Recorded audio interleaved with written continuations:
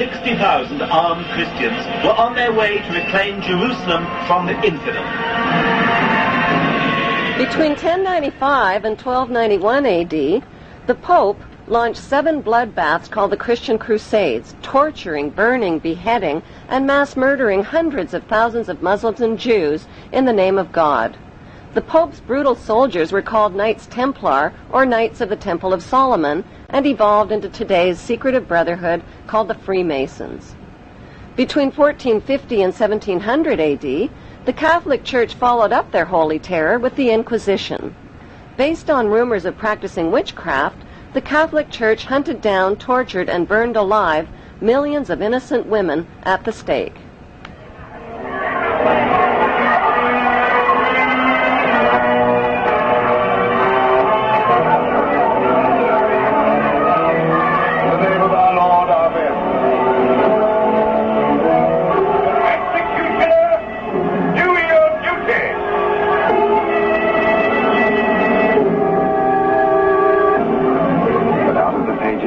Is to emerge the one truth.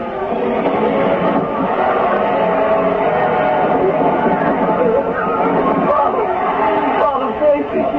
And may the angels lead thee into paradise. During World War II, the Vatican was criticized for supporting Hitler and his Nazi regime. To this day, the Vatican is still under investigation for plundering Nazi gold from the Swiss bank accounts of Jewish Holocaust victims. Over the past 5 decades, more than 1,500 priests and bishops have been identified in the sexual assault of tens of thousands of boys and girls in their trusting congregations and orphanages.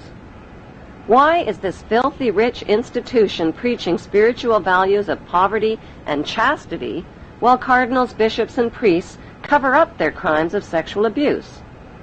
Why has the Church fought and resisted the compensation claims of their sexually, emotionally, and spiritually traumatized victims? Like Vatican City, London's inner city is also a privately owned corporation or city-state, located right smack in the heart of Greater London. It became a sovereign state in 1694 when King William III of Orange privatized and turned the Bank of England over to the bankers. By 1812, Nathan Rothschild crashed the English stock market and scammed control of the Bank of England. Today, the city-state of London is the world's financial power center and the wealthiest square mile on the face of the earth. It houses the Rothschild-controlled Bank of England, Lloyd's of London, the London Stock Exchange, all British banks, the branch offices of 385 foreign banks, and 70 U.S. banks. It has its own courts, its own laws, its own flag, and its own police force. It's not part of Greater London or England or the British Commonwealth and pays no taxes. The city-state of London houses Fleet Street's newspaper and publishing monopolies. It is also the headquarters for worldwide English Freemasonry and headquarters for the worldwide money cartel known as the Crown. Contrary to popular belief, the Crown is not the royal family or the British monarch. The Crown is the private corporate city-state of London. It has a council of 12 members who rule the corporation under a mayor called the Lord Mayor. The Lord Mayor and his 12-member council serve as proxies or representatives who sit in for 13 of the world's wealthiest, most powerful banking families. This ring of 13 ruling families includes the Rothschild family, the Warburg family, the Oppenheimer family, and the Schiff family. These families and their descendants run the Crown Corporation of London. The Crown Corporation holds the title to worldwide Crown land in Crown colonies like Canada, Australia, and New Zealand. The British Parliament and the British Prime Minister serve as a public front for the hidden power of these ruling Crown families. Like the city-state of London and the Vatican, a third city-state was officially created in 1982.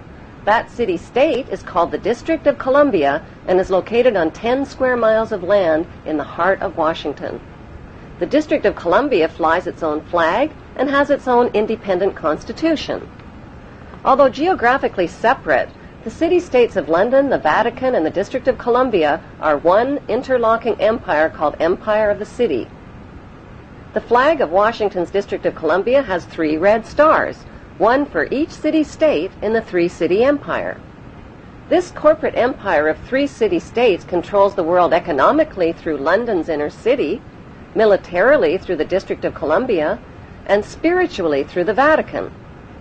The Constitution for the District of Columbia operates under a tyrannical Roman law known as Lex Fori, which bears no resemblance to the U.S. Constitution. When Congress passed the Act of 1871, it created a separate corporate government for the District of Columbia. This treasonous act allowed the District of Columbia to operate as a corporation outside the original Constitution of the United States and outside of the best interests of American citizens.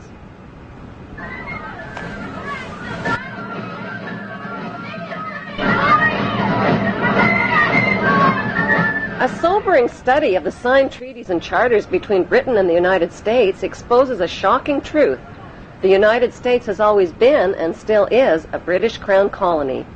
King James I was famous not for just changing the Bible into the King James Version, but for signing the first Charter of Virginia in 1606.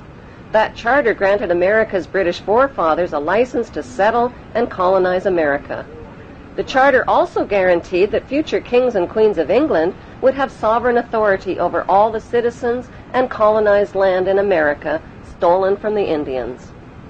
After America declared its independence from Great Britain, the Treaty of 1783 was signed.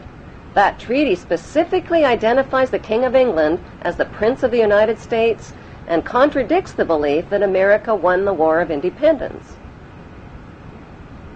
Although King George III of England gave up most of his claims over his American colonies, he kept his right to continue receiving payment for his business venture of colonizing America. If America had really won the War of Independence, they would never have agreed to pay debts and reparations to the King of England. When Congress passed the 13th Amendment to the Constitution, the U.S. President was made subservient to the King of England. The 13th Amendment is called the Title of Nobility Amendment and forbids U.S. presidents and their officials from using royal titles like king or prince or baron.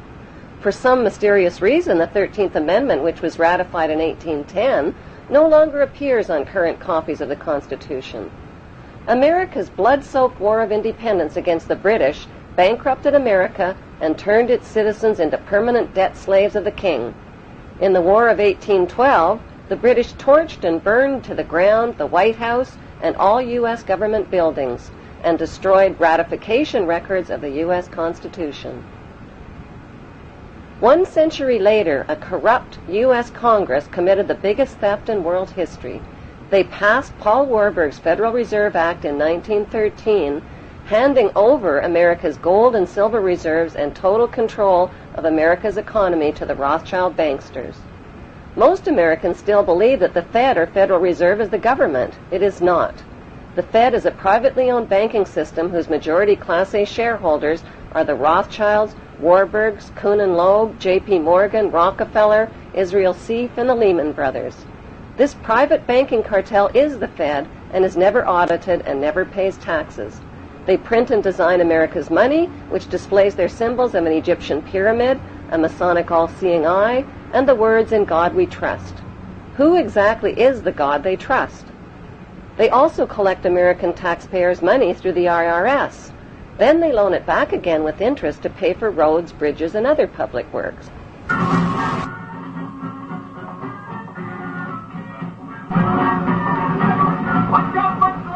American presidents are handpicked and financed by these special interest power groups. Like George W. Bush, John Forbes Kerry, whose initials are JFK, is a member of Yale University's Skull and Bones Brotherhood. The Forbes part of John Kerry's name identifies his descendancy from Captain Robert Bennett Forbes, who was a drug runner for the Rothschilds' opium drug trade with China in the 1800s. Most U.S. citizens believe that the United States is a country and that the President is the most powerful man on earth. The United States is not a country. It is a corporation, and the President is President of the Corporation of the United States. He and his elected officials work for the corporation, not for the American people. Since the United States is a corporation, who owns the corporation of the United States? Like Canada and Australia, whose leaders are prime ministers of the Queen, and whose land is called Crown Land, the United States is just another Crown colony. Crown colonies are controlled by the empire of 3 city-states. At the center of each city-state is a towering, phallic-shaped stone monument called an obelisk that points skyward. In D.C. city-state, the obelisk, known as the Washington Monument, was dedicated to Freemason George Washington by the Freemason Grand Lodge of the District of Columbia.